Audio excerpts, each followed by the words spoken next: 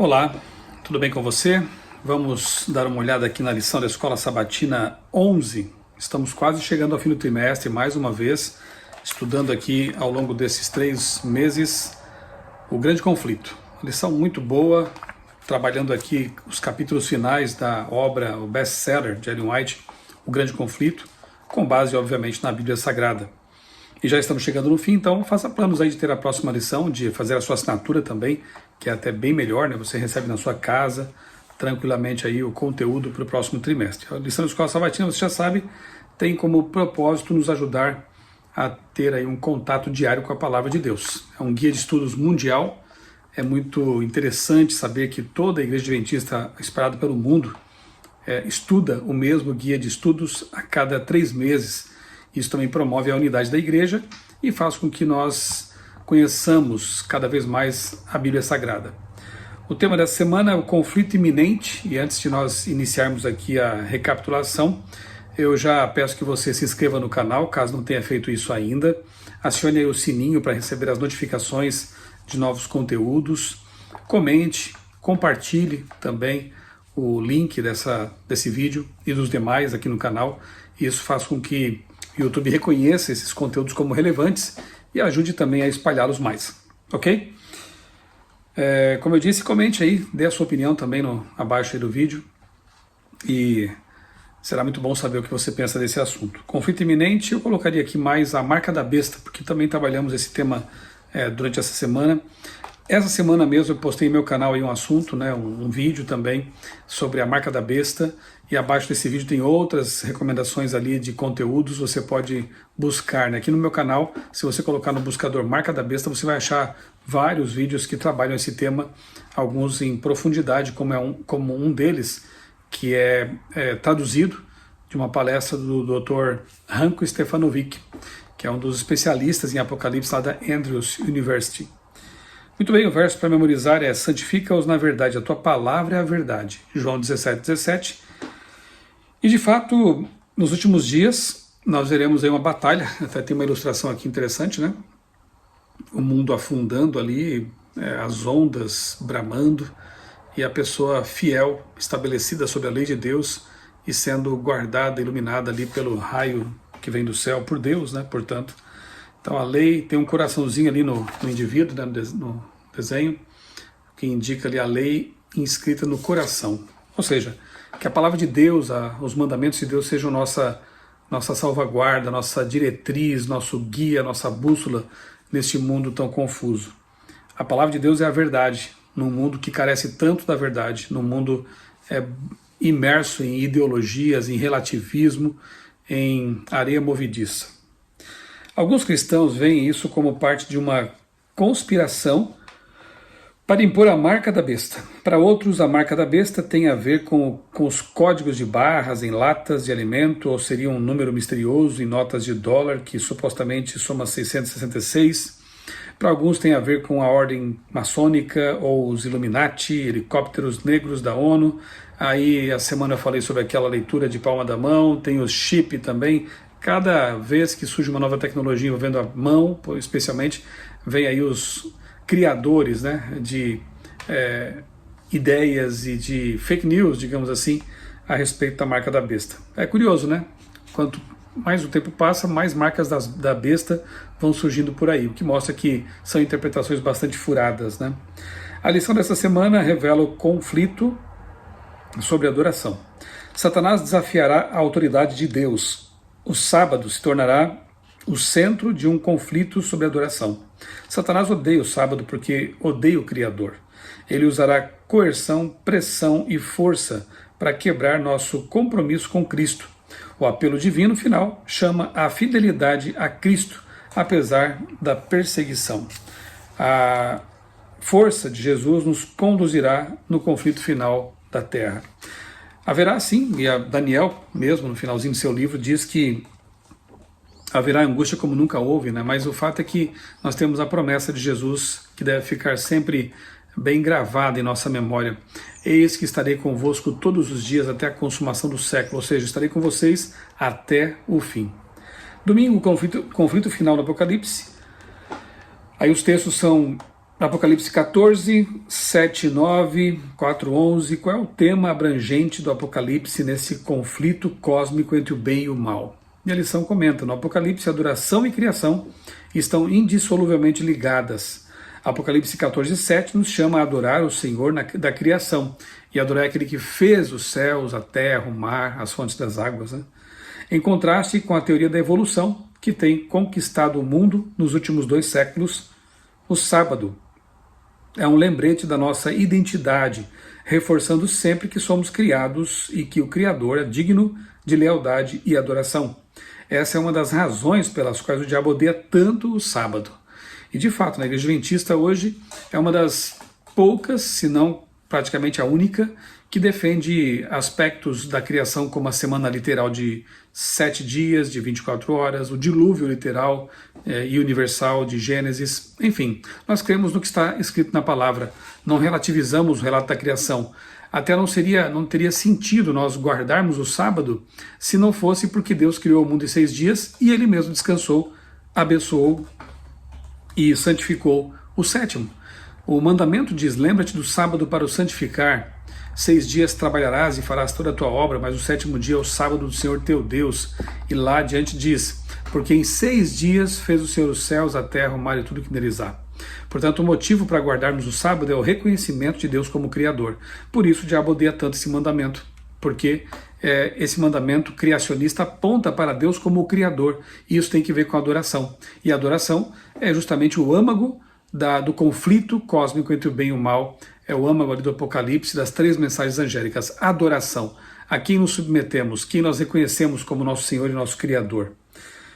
A observância dos mandamentos, então, está em oposição direta à adoração à besta. Ellen White escreveu no Grande Conflito, página 503, ao passo que a observância do falso sábado, de acordo com a lei do Estado, é de forma contrária ao 4º mandamento, será uma declaração de fidelidade ao poder que está em oposição a Deus. A guarda do verdadeiro sábado será uma prova de lealdade ao Criador. Esse assunto vai se agigantar, com certeza, nos meios acadêmicos, na mídia, enfim, as pessoas terão consciência, ninguém será pego de surpresa, todos entenderão finalmente, pouco antes de Jesus voltar, que adorar a Deus no dia que Ele estabeleceu para isso é reconhecer a sua autoridade, reconhecê-lo como Criador. E adorar a Deus num dia espúrio, que não foi criado por Deus, mas foi mudado pelos seres humanos, será um reconhecimento do poder da besta, do poder da contrafação, de uma autoridade humana com o diabo por trás. Isso adiante será realmente um teste de lealdade. Vamos ver, quem viver verá e saberá disso e verá isso acontecendo, né? Na segunda-feira, a crise vindoura, a sua estratégia de engano, aqui fala da estratégia de engano de Satanás, né? Quando isso não funciona, ele recorre à força. Então, nós sabemos aí, assim como quando lemos, por exemplo, Daniel 3, lembra desse capítulo interessante, Daniel capítulo 3? 3 jovens hebreus se mantiveram fiéis a Deus, não se prostraram diante da imagem, ali envolvia quebrar o 2º mandamento da lei de Deus. Eles poderiam ter, quem sabe, se justificado, né, com uma desculpa de que todos estão se ajoelhando aqui, nós sabemos que na nossa mente, no nosso coração, sabemos que essa estátua não é nada, vamos apenas nos ajoelhar aqui para poupar nossa vida. Não, eles foram fiéis e disseram para o rei, olha rei, fica sabendo que Deus pode nos proteger e se não fizer isso nós seremos fiéis de qualquer forma, ainda que nos mate. E eles foram poupados da fornalha de fogo, né? De modo semelhante, nos últimos dias, haverá um povo que será visto como teimoso, digno de prisão, perseguição, porque não se prostrará diante da besta, diante dos mandamentos espúrios, e neste caso não guardará o mandamento que diz para repousar no domingo. Serão fiéis ao 4º mandamento que manda repousar no sábado. Mais uma vez, a lei de Deus estará no âmago das discussões, né, do conflito, e isso será uma prova de fé para os verdadeiros cristãos nos últimos dias. São realmente fiéis aos mandamentos de Deus ou vão achar desculpas, encontrar justificativas para fazer diferente do que aqueles 3 jovens hebreus fizeram, permanecer firmes pelo que é a verdade, o que é direito. Terça-feira, identificando a besta, parte 1, aí nós temos aqui Apocalipse 13, versos 1 e 2, que dizem que essa besta recebe do dragão ou de Satanás sua autoridade e ela emerge das águas. É bom lembrar que águas em profecia apocalíptica representam povos, multidões, nações e línguas. Portanto, a besta do mar, ela surge, é uma besta religiosa, porque ela profere blasfêmias contra Deus. Lá em Daniel, capítulos 8 e 9, a gente vê que essa besta, Daniel 7, essa besta, ela muda os tempos e a lei, mudou a lei de Deus e mudou um mandamento que tem que ver com o tempo. O único que tem que ver com o tempo é o sábado. Então esse poder religioso, blasfemo, que se coloca no lugar de Cristo, que teve a audácia de mudar a lei de Deus, ele é identificado com a besta das águas aqui, né? A besta que emerge das águas. Essa besta da água é a mesma besta lá que aparece em Daniel como uma ponta pequena, um chifre pequeno. São os mesmos elementos, apontam para o mesmo poder. O dragão deu à besta o seu poder, o seu trono e grande autoridade. Essa profecia se cumpriu séculos mais tarde, quando Constantino mudou a capital de Roma para Constantinopla, a atual Istambul, na Turquia. Isso deixou um vácuo de poder no trono dos Césares em Roma. Assim, Roma pagã deu à besta sua sede ou capital, portanto, uma igreja romana. Isaac Bacchus declarou, abre aspas, ao mudar a sede do império para Constantinopla, Constantino abriu caminho para que o bispo de Roma se exaltasse acima de todos os homens da terra e acima do Deus do céu. Depois aqui diz que, de acordo com Thomas Hobbes, o papado não é senão o fantasma do falecido Império Romano, sentado, coroado, sobre o túmulo deste. Isso está na obra clássica, famosa Leviatã, de Thomas Hobbes. Então esse autor reconhece que o papado ele é uma espécie de fantasma do Império Romano. O Império Romano ruiu, mas deixou ali um herdeiro, né? Então, águas representam povos, multidões, nações e línguas. Portanto, essa besta aqui deveria surgir, essa besta religiosa deveria surgir num local densamente povoado, e não é outro senão a Europa, né? Se encaixa muito bem ali com esse poder, o papado. Que palavra-chave é usada para identificar o poder da besta? O papado romano tem duas doutrinas distintivas que a Bíblia chama de blasfêmia. Afirma que seus sacerdotes têm o poder de perdoar pecados e que o Papa tem as prerrogativas de Deus na terra, entre outras blasfêmias proferidas por esse poder, praticadas por esse poder. Quarta-feira, identificando a besta, parte 2. Aí é Apocalipse 13, verso 5, né, uma característica distintiva da besta que aparece aqui também. O papado exerceu grande influência de 538 a 1798, ou seja, aqueles 1260 anos de supremacia papal que aparecem em Daniel e aparecem também em Apocalipse. Mas quando o general Berthier, general de Napoleão Bonaparte, levou o Papa cativo em 1798, a supremacia papal terminou e a profecia foi cumprida. Se alguém tiver de ir para o cativeiro irá, como está em Apocalipse 13:10. O golpe no papado foi grave, mas não fatal. A ferida mortal seria curada, como está no verso 12. A influência do papado, mais uma vez, seria sentida em todo o mundo. E de lá para cá, de fato, a ferida vem sendo curada e a influência dos papas tem sido cada vez mais abrangente, de modo que hoje é uma autoridade incontestável no planeta. Hoje os líderes mundiais dão boas-vindas ao pontífice como embaixador da Igreja de Roma e o visitam regularmente no Vaticano. Inclusive em 2015 nós vimos aí algo fantástico, né? Um cumprimento profético. Primeira vez que um papa foi aos Estados Unidos e lá participou de reuniões na Casa Branca, na ONU, em Nova York, Washington, em Nova York. Ele proferiu um discurso em frente à Casa Branca e também lá na sede da ONU. Realmente foi um evento tão marcante que muitos jornalistas, analistas de história, perceberam justamente isso. Eu li alguns artigos na época dizendo que um século antes, uma visita dessa, ou até menos que isso, uma visita dessa seria impensável nos Estados Unidos.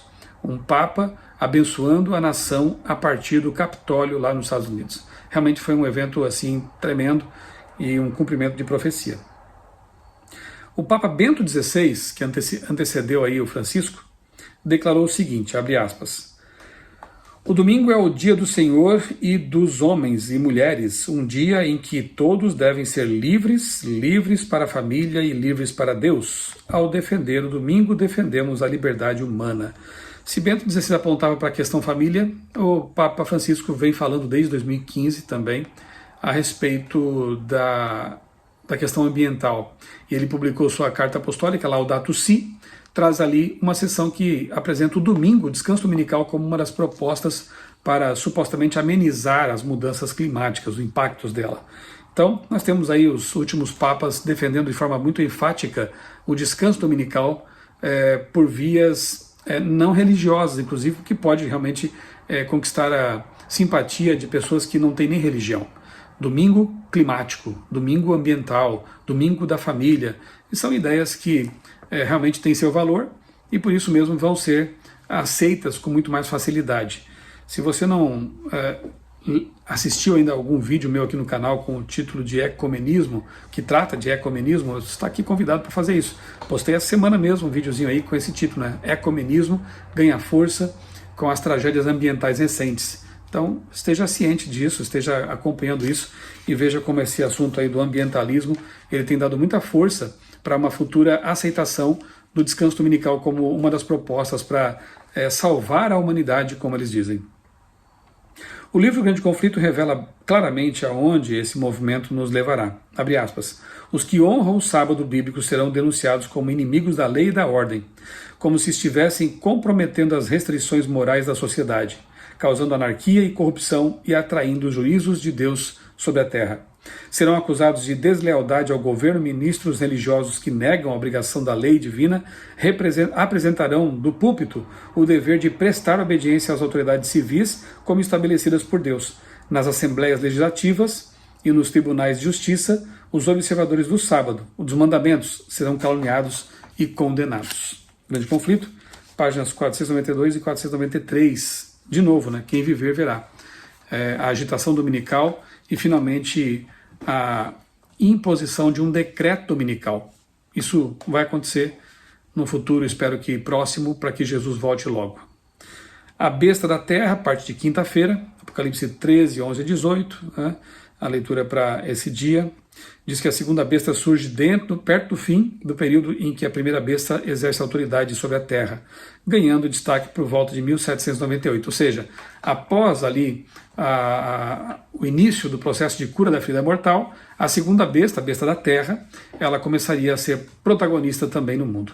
Besta da terra só pode ser oposição à besta do mar, porque se a besta do mar surge no local densamente povoado, a besta da terra então surge em um local fracamente povoado. É uma besta política, uma besta que não tem as coroas, né, ali nas cabeças, enquanto a outra besta tem monarquias, poderes monárquicos. Essa outra besta não tem nada a ver com monarquia, é realmente um governo republicano. Você já sabe, são os Estados Unidos, né? Os Estados Unidos se encaixam precisamente nessa descrição. O país declarou sua independência em 1776, adotou a Constituição em 1789, na verdade, e foi reconhecida como potência mundial no fim do século XIX, de modo muito especial a partir aí da Primeira e Segunda Guerras Mundiais.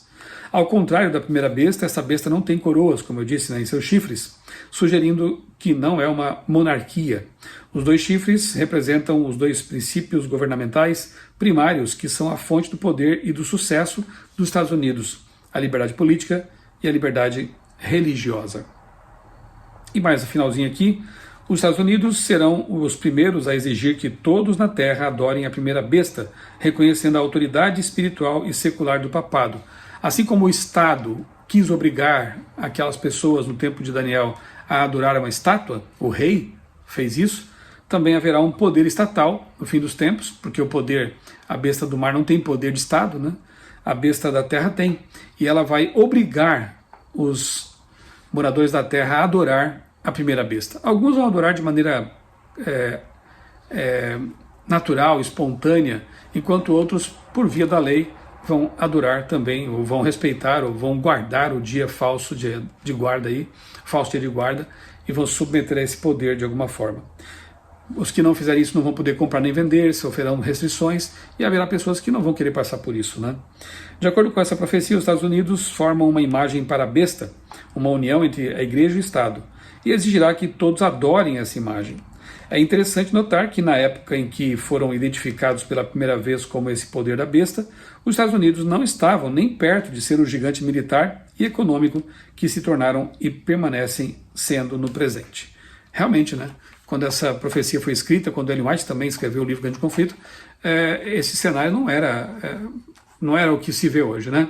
Estados Unidos não era uma potência, não havia essa aproximação entre as duas bestas, mas hoje é tudo história, já se cumpriu, na verdade, tudo aquilo que foi profetizado e anunciado.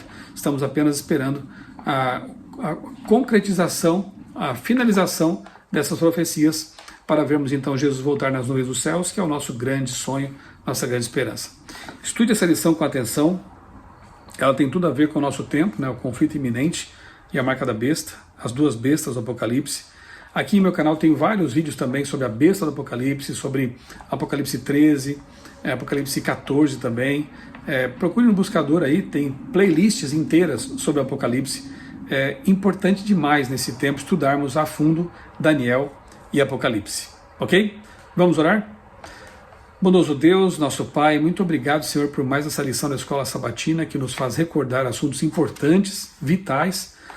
Dá-nos, ó Pai, coragem e fé para permanecer firmes enquanto tantos cederão aos apelos das bestas de Satanás que as utiliza. Ajuda-nos, Pai, a permanecer firmes sobre a plataforma da verdade, a Tua Palavra. Como diz o verso principal da lição, santifica-os na verdade, a Tua Palavra é a verdade. Que nós não cedamos aos apelos deste mundo, às mentiras, ideologias, dogmas e falsas verdades que há por aí, mas permaneçamos firmes naquilo que Tu revelaste aos Teus servos, os profetas. Dá-nos, ó Deus, a Tua paz e que Tu estejas conosco todos os dias até o fim, como foi prometido por Jesus. Em nome dele que nós te pedimos tudo isso e agradecemos. Amém. Um abraço para você, Deus abençoe grandemente a sua vida e também a sua família.